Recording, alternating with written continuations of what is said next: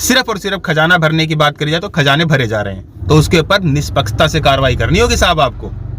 ये गरीबों का खून चूसना बंद कीजिए कि शोरूम के ऊपर कार्रवाई क्यों नहीं होती है, बूथ के ऊपर कार्रवाई क्यों नहीं होती है, जो कि निरंतर जो है अतिक्रमण करके बैठे हैं। पंचकुला की अतिक्रमण विभाग, और जो विभाग है वो दो विभाग है, नगर निगम पंचकुला और एचएसवीपी का विभाग। सुनने में आ रहा है कि वो लगातार विभाग दोनों जो है वो सक्रिय नजर आ रहे हैं। खासकर देखा जाए तो नगर निगम और एचएसवीपी का विभाग अब शोरूमों के ऊपर भी कार्रवाई कर रहा है। अगर मीडिया रिपोर्ट्स की माने तो दैनिक भास्कर में एक खबर छपी है जिसके अंदर सेक्टर 12A और 12A की डिवाइडिंग रोड पर स्कूटर और मोटरसाइकिल रिपेयर करने वाले का बक्सा उठा लिया गया, टेबल उठा ली गई, टूल किट उठा ली गई और साथ साथ में उसके हेलमेट उठा लिए गए। उठाना भी था, स्वाभाविक भी था, क्योंकि वो रोड पे बैठा हुआ था। सवाल तो ये उठता है कि उसी रिपोर्ट के अंदर ये भी लिखा गया है कि सेक्टर 11 और सेक्टर 14 के शोरूमों से उन्हें चेतावनी दी गई।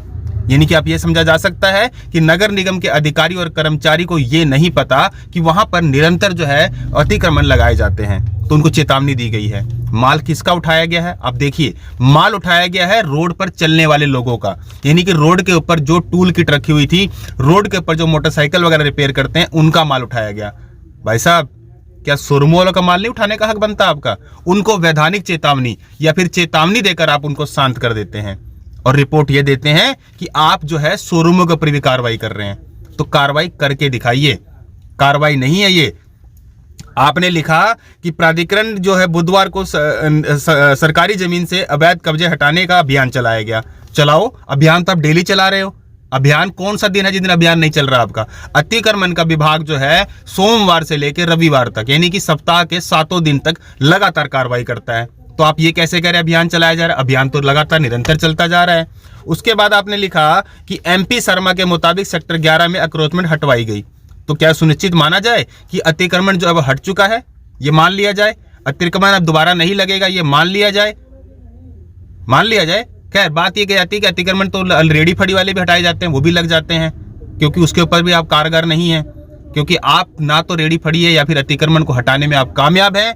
हाँ, सिर्फ और सिर्फ खजाना भरने की बात करी जाए तो खजाने भरे जा रहे हैं। बात यहाँ पे नहीं रुकती है। बात यहाँ पे रुकती है कि शोरूम के ऊपर कार्रवाई क्यों नहीं होती है, बूथ के ऊपर कार्रवाई क्यों नहीं होती है, जो कि निरंतर जो है अतिक्रमण करके बैठे हैं। उनके ऊपर कार्रवाई कब करोगे, ये सबसे बड़ा सवाल है। लेकिन हाँ, आपको मीडिया रिपोर्ट्स में दिखाना था कि आप कार्रवाई कर रहे हो, आपने दिखा दिया। दैनिक भास्कर की खबर छपी हुई अखबार में, सुर्खियां बनी हुई कि आपने कार्रवाई करी है, दुकानदारों को नोटिस दिया है, और अब कहीं ना कहीं ये समझा जा सकता है कि वहां पे आप अतिक्रमण नहीं लगेगा, और लगेगा तो आप कार्रवाई करेंगे। तो देखना ये रहेगा साहब कि कार्रवाई आप करेंगे कब, ये सबसे बड़ा सवाल है। मैं कार्रवाई देखना चाहूंगा, कार्रवाई करते क्या है, क्योंकि जिस तरह से आप लोगों का खून चूस रहे हैं, रेडी फड़ी वालों का खून चूस रहे हैं या फिर रोड पे चलने वालों का खून चूस रहे हैं, उस तरह का खून चूस पाओगे शोरूम वालों का? नहीं चूसोगे।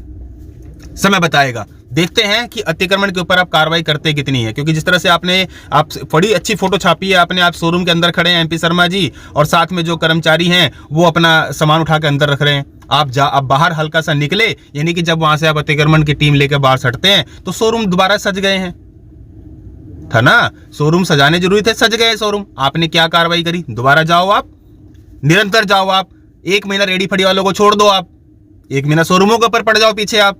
देखो फिर आप कैसे कि लोग आपकी तारीफ करेंगे कि हाँ, अतिक्रमण का विभाग जो है वो एक तरफा कार्रवाई नहीं करता है, निष्पक्ष तरीके से कार्रवाई करता है।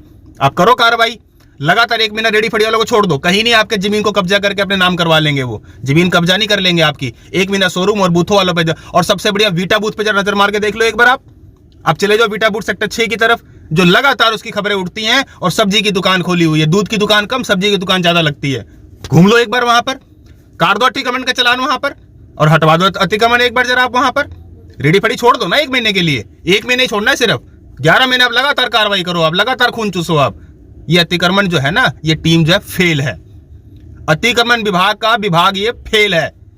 इस फेल विभाग के अंदर अगर कार्रवाई करनी है, और अगर विधायक का सपना कि पंचकुला हो अतिक्रमण मुक्त, तो उसके ऊपर निष्पक्षता से कार्रवाई करनी होगी साहब आपको।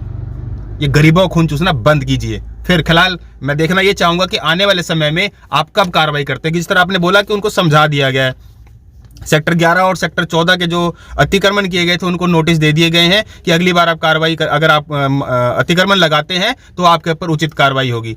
अब देखना ये रहेगा कि वो समय कब आता है, 1 साल बाद, 2 साल बाद या 3 साल बाद। ये समय जो है देखना होगा कि आप कार्रवाई दोबारा से कब करते हैं, या अतिक्रमण के खिलाफ जो है उन शोरूमों वालों के ऊपर, और खास तौर पे बोलना चाहूंगा वीटा बूथ वालों पे, जिस पे प्रशासन की पैनी, मतलब क्या था, पैनी नजर नहीं कहूंगा, पैने हाथ हैं, पैने हाथ। नजर थी ना, अब ये शब्द बदल के पैने हाथ की बात करूंगा। मतलब पैने हाथ बोले तो आपकी पूरी रहमो करम उनके ऊपर बनी हुई है। तो साहब सवाल तो आप पे उठेंगे ही, सवाल तो आप पे उठेंगे ही।